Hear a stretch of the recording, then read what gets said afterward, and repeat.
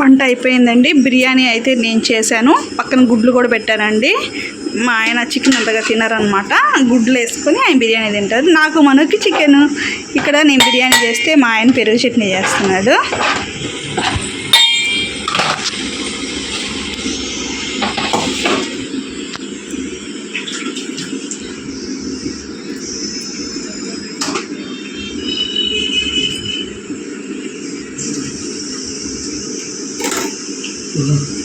కొంచెంగా వేయలేదు, రాత్రి కలుపుకున్నా.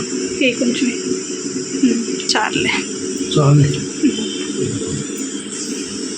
గంట తీసుకో. సాల్ట్ కూడా కొంచెంగా వేసుకో.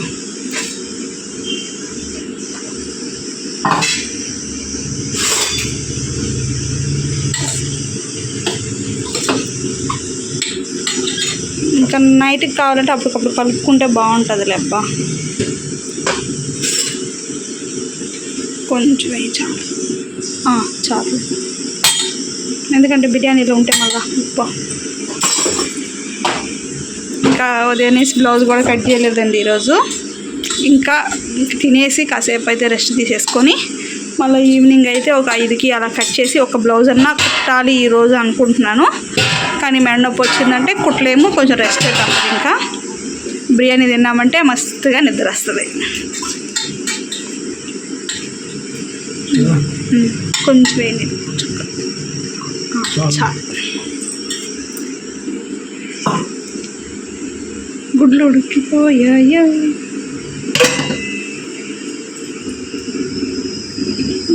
ఆపేసి. ఇంకా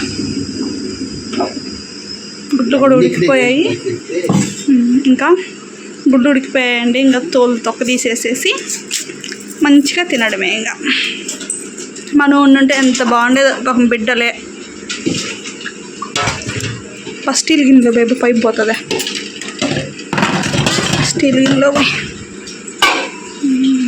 కొన్ని చల్లనీళ్ళు పోసి అలాగే పెట్టే కాసేపు. లేదు అంటే తొక్కు రాదు. ఒక 5 నిమిషాలు చల్లనీళ్ళు పోసి పెట్టేసి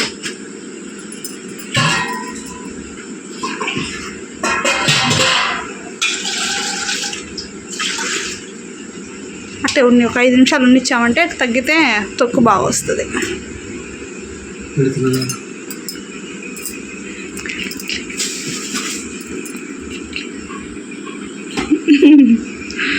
ఫస్ట్ టైం మా ఆయనకి కూడా పెద్దగా వీడియోస్లోకి ఎప్పుడు రాడనమాట. ఇంక ఇప్పుడు వ్లాగ్స్ తీస్తున్నా కాబట్టి కనిపిస్తున్నాడు అనమాట.